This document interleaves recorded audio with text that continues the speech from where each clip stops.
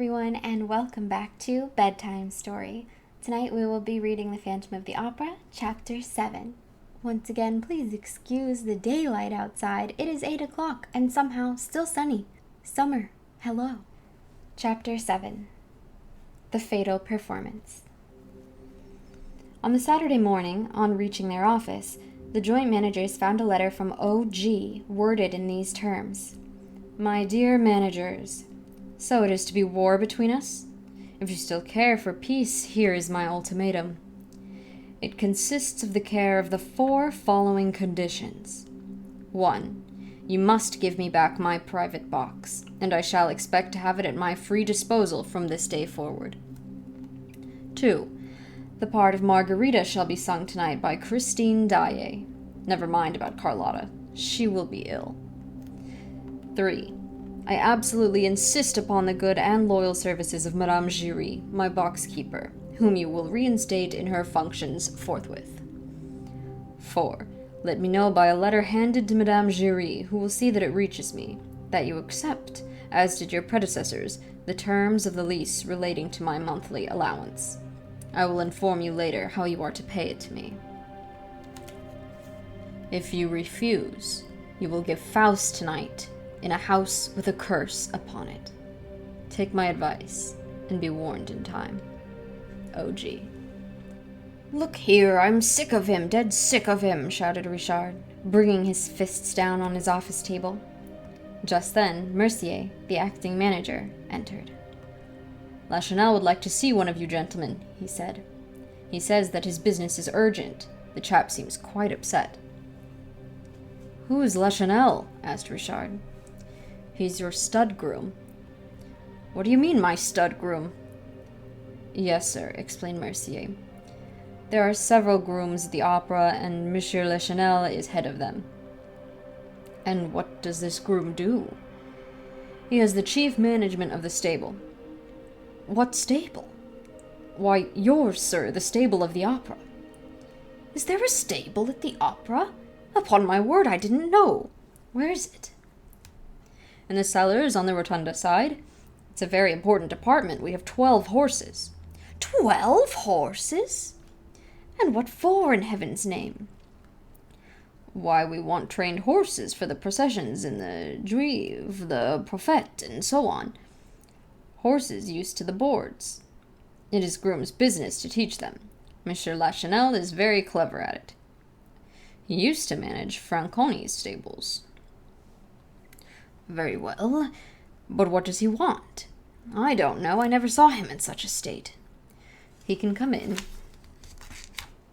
Monsieur Lachenal came in, carrying a riding whip, with which he lashed his right boot in an irritable manner. Good morning, Monsieur Lachenal, said Richard, somewhat impressed. To what do we owe the honor of your visit? Mr. Manager, I have come to ask you to get rid of the whole stable. What? Do you want to get rid of our horses? I'm not talking of the horses, but of the stablemen. How many stablemen have you, Monsieur Lachenal? 6. 6 stablemen? That's at least 2 too many. These are places, interposed Mercier, created and forced upon us by the Undersecretary for Fine Arts. They are filled by protégés of the government, and if I may venture to... I don't care a hang for the government, roared Richard. We don't need more than 4 stablemen for 12 horses. 11, said the stud groom, correcting him. 12, repeated Richard. 11, repeated Lachenal. Oh, the acting manager told me that you had 12 horses. I did have 12, but I have only 11 since César was stolen. And Monsieur Lachenal caught himself a great smack on the boot with his whip. Has César been stolen? Cried the acting manager. César, the white horse in the Prophète? There are not 2 Césars, said the stud groom dryly. I was 10 years at Franconi's, and I have seen plenty of horses in my time. Well, there are not 2 Césars, and he's been stolen. How? I don't know. Nobody knows. That's why I have come to ask you to sack the whole stable. What do your stablemen say?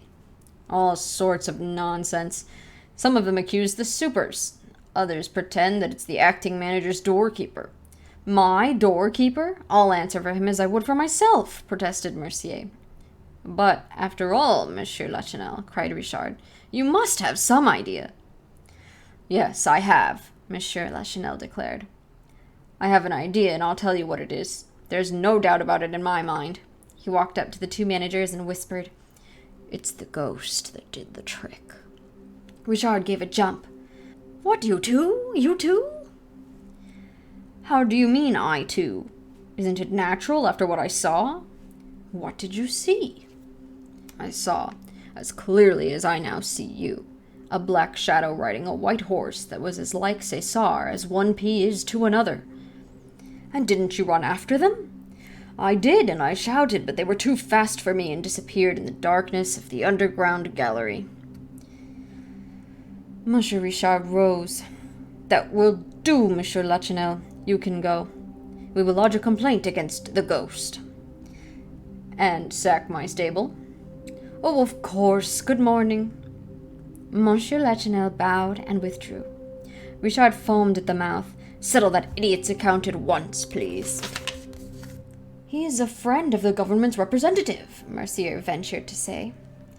And he takes his vermouth at Tortoni's with La Grenade, Scholl, and Pertuiset, the lion hunter, added Moncharmont. We shall have the whole press against us. He'll tell the story of the ghost, and everybody will be laughing at our expense. We may as well be dead as make ourselves ridiculous. All right, say no more about it. At that moment the door opened. It must have been deserted by its usual Cerberus, for Madame Giry entered without ceremony, holding a letter in her hand, and said hurriedly, I beg your pardon, excuse me, gentlemen, but I had a letter this morning from the opera ghost. He told me to come to you, that you had something to... She did not complete the sentence. She saw Firmin Richard's face, and a terrible sight it was. He seemed ready to burst. He said nothing, he could not speak. But suddenly he acted. First, his left arm seized upon the quaint person of Madame Giry, and made her describe so unexpected a semicircle that she uttered a despairing cry. Next, his right foot imprinted its sole on the black taffeta of a skirt which certainly had never before undergone a similar outrage in a similar place. The thing happened so quickly that Madame Giry, when she found herself outside in the passage, was still quite bewildered and seemed not to understand. Then, suddenly, she understood, and the opera rang with her indignant yells, her violent protests and threats.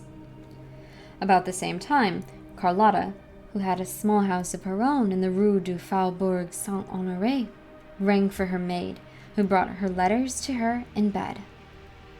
Among them was an anonymous missive, written in red ink, in a hesitating, clumsy hand, which ran, If you appear tonight, you must be prepared for a great misfortune at the moment when you open your mouth to sing. A misfortune worse than death. The letter took away Carlotta's appetite for breakfast. She pushed back her chocolate, sat up in bed, and thought hard. It was not the first letter of the kind which she had received, but she had never had one couched in such threatening terms.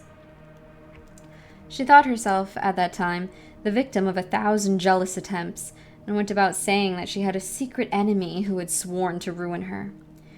She pretended that a wicked plot was being hatched against her, a cabal which would come to a head one of those days. But she added that she was not the woman to be intimidated. The truth is that, if there was a cabal, it was led by Carlotta herself against poor Christine, who had no suspicion of it. Carlotta had never forgiven Christine for the triumph which she had achieved in taking her place at a moment's notice. When Carlotta heard of the astounding reception bestowed upon her understudy, she was at once cured of an incipient attack of bronchitis and had a bad fit of sulking against the management, and lost the slightest inclination to shirk her duties. From that time, she worked with all her might to smother her rival, enlisting the services of influential friends to persuade the managers not to give Christine an opportunity for a fresh triumph. Certain newspapers which had begun to extol the talent of Christine now interested themselves only in the fame of Carlotta. Lastly, in the theater itself, the celebrated but heartless and soulless diva made the most scandalous remarks about Christine and tried to cause her endless minor unpleasantness. When Carlotta had finished thinking over the threat contained in the strange letter, she got up. "We shall see," she said, adding a few oaths in her native Spanish with a very determined air. The first thing she saw, when looking out of her window, was a hearse. She was very superstitious, and the hearse and the letter convinced her that she was running the most serious risk that night. She collected all her supporters, told them that she was threatened at that evening's performance with a plot organized by Christine Daae, and declared that they must play a trick upon the chit by filling the house with her, Carlotta's, admirers. She had no lack of them, had she? She relied upon them to hold themselves prepared for any eventuality and to silence the adversaries if, as she feared, they created a disturbance. Monsieur Richard's private secretary called to ask after the diva's health and returned with the assurance that she was perfectly well and that, were she dying, she would sing the part of Margarita that evening. The secretary urged her, in his chief's name, to commit no imprudence, to stay at home all day and to be careful of draughts, and Carlotta could not help, after he had gone, comparing this unusual and unexpected advice with the threats contained in that letter. It was 5 o'clock when the post brought her a second anonymous letter in the same hand as the first. It was short and said simply, "You have a bad cold. If you are wise, you will see that it is madness to try to sing tonight." Carlotta sneered, shrugged her handsome shoulders, and sang 2 or 3 notes to reassure herself. Her friends were faithful to their promise. They were all at the opera that night, but looked round in vain for the fierce conspirators whom they were instructed to suppress. The only unusual thing was the presence of Monsieur Richard and Monsieur Moncharmin in box 5. Carlotta's friends thought that, perhaps, the managers had wind on their side of the proposed disturbance, and that they had determined to be in the house, so as to stop it then and there. But this was an unjustifiable supposition, as the reader knows. Monsieur Richard and Monsieur Moncharmin were thinking of nothing but their ghost. "Vain, in vain do I call, through my vigil weary, on creation and its Lord. Never reply will break the silence dreary, no sign, no single words." The famous tenor, Carlos Fonta, had hardly finished Dr. Faust's first appeal to the powers of darkness when Monsieur Froment Richard, who was sitting in the ghost's own chair, the front chair on the right, leaned over to his partner and asked him chaffingly, "Well, has the ghost whispered a word in your ear yet?" "Wait, don't be in such a hurry," replied Monsieur Armand Moncharmin in the same gay tone. "The performance has only begun, and you know that the ghost does not usually come until the middle of the first act." The first act passed without incident, which did not surprise Carlotta's friends, because Margarita does not sing in this act. As for the managers, they looked at each other when the curtain fell. "That's one," said Moncharmin. "Yes, the ghost is late," said Froment Richard. "It's not a bad house," said Moncharmin, "for a house with a curse upon it." Monsieur Richard smiled and pointed to a fat, rather vulgar woman, dressed in black, sitting in a stall in the middle of the auditorium, with a man in a broadcloth frock coat on either side of her. "Who on earth are those?" asked Moncharmin. "Those, my dear fellow, are my concierge, her husband, and her brother." "Did you give them their tickets?" "I did. My concierge had never been to the opera. This is the first time, and as she is now going to come every night, I wanted her to have a good seat before spending her time showing other people to theirs." Moncharmin asked what he meant, and Richard answered that he had persuaded his concierge, in whom he had the greatest confidence, to come and take Madame Giry's place for a time. Yes, he would like to see if, with that woman, instead of the old lunatic, to look after it box 5 would continue to astonish the nations. "By the way," said Moncharmin, "you know that Mother Giry is going to lodge a complaint against you." "With whom? The ghost?" The ghost! Moncharmin had almost forgotten the ghost. However, that mysterious person did nothing to recall himself to the manager's memory, and they were just saying so to each other for the second time when the door of the box suddenly opened to admit the startled stage manager. "What's the matter?" they both asked, amazed at seeing him there at such a time.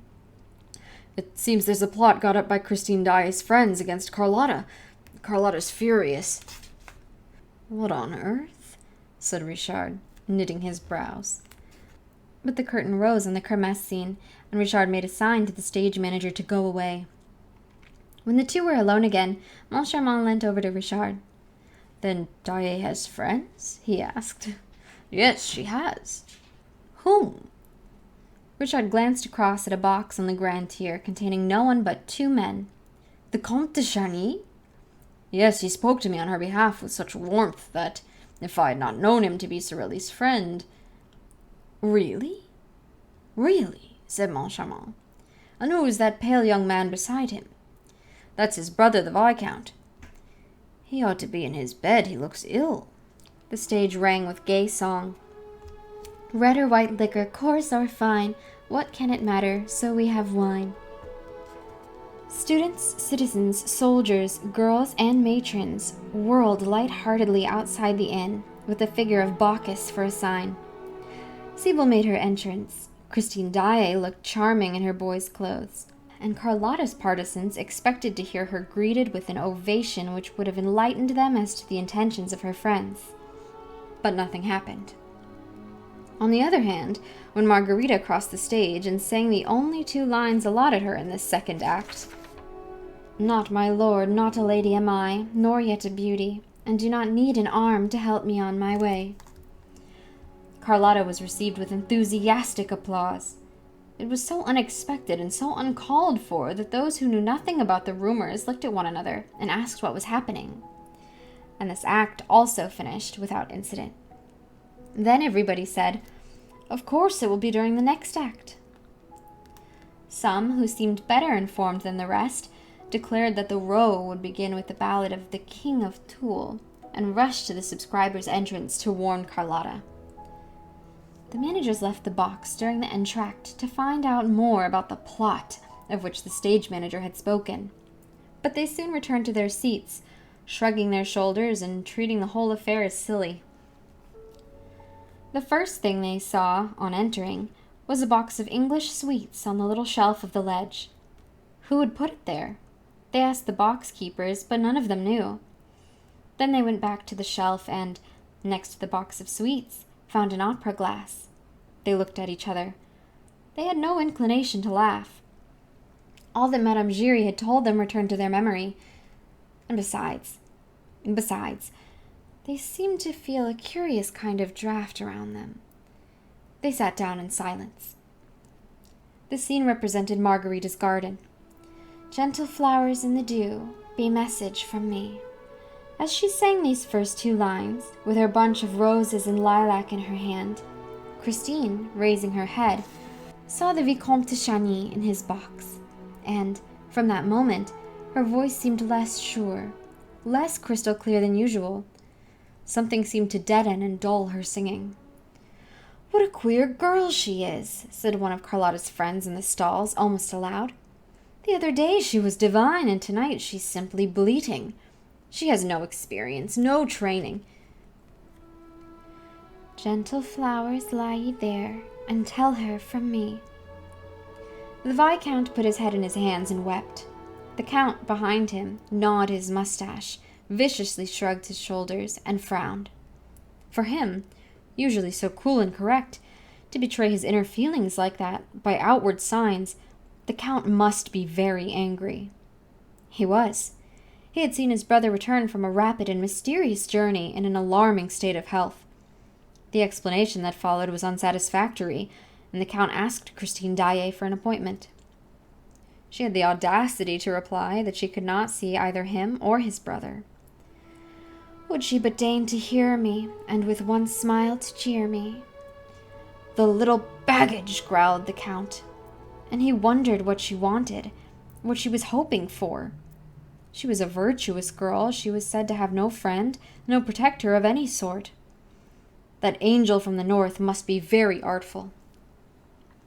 Raoul, behind the curtain of his hands that veiled his boyish tears, thought only of the letter which he received on his return to Paris, where Christine, fleeing from Paros like a thief in the night, had arrived before him.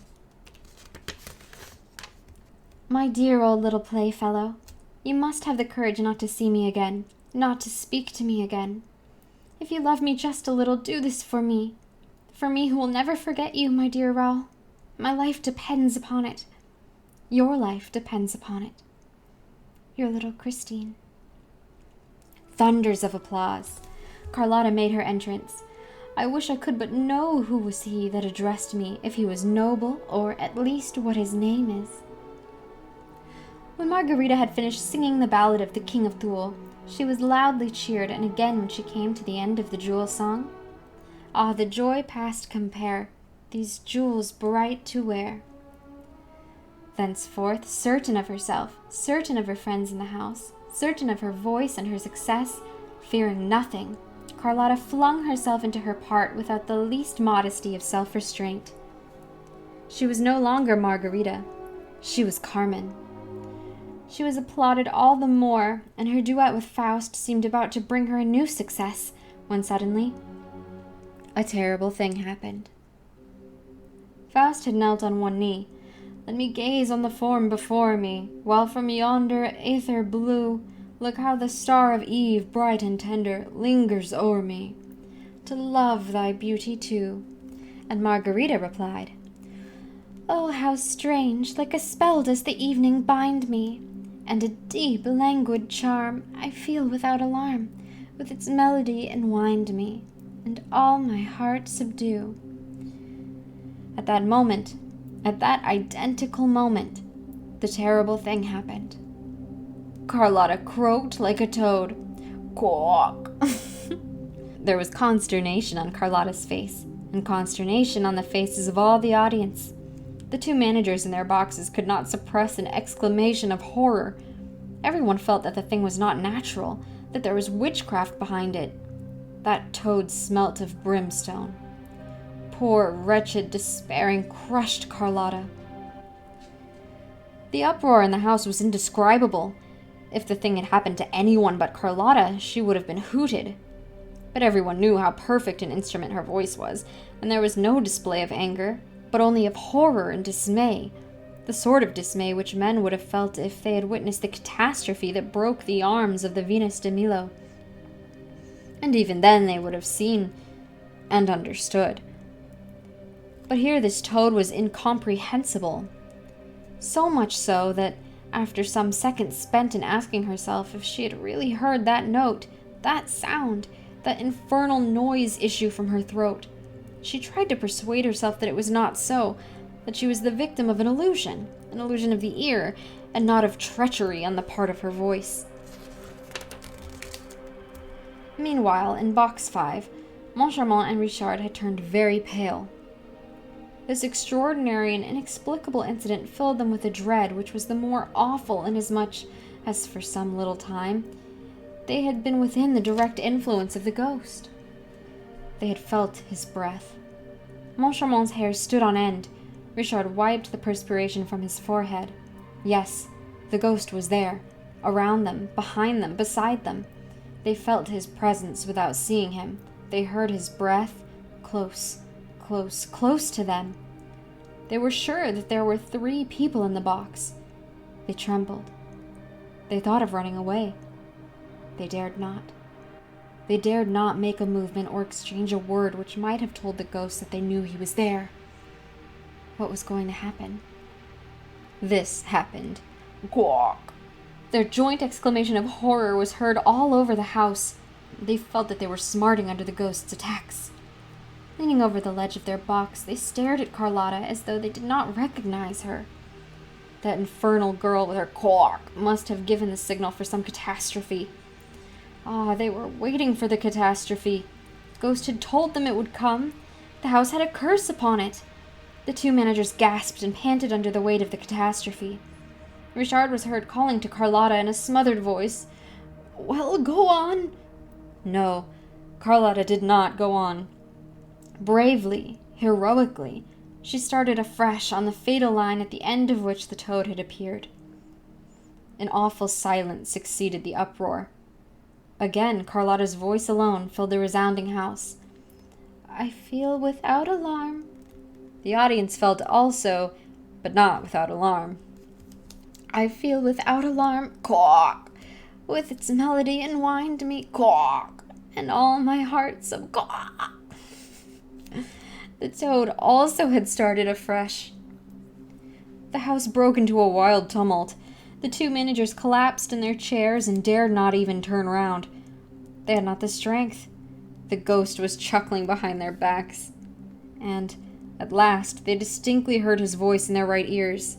The impossible voice, the mouthless voice saying, She is singing tonight to bring the chandelier down.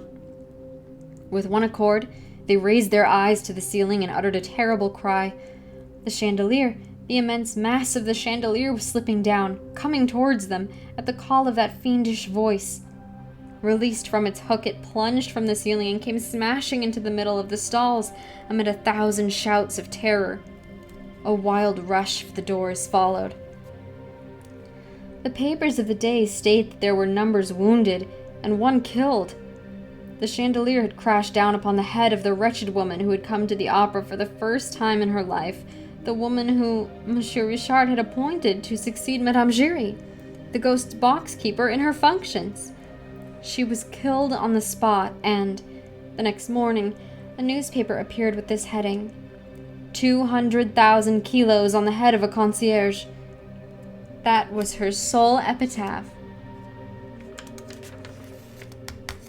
The end of Chapter 7 of The Phantom of the Opera. Thank you so much for reading with me tonight. I hope you're enjoying the story thus far. Have a good night. I'll see you next time.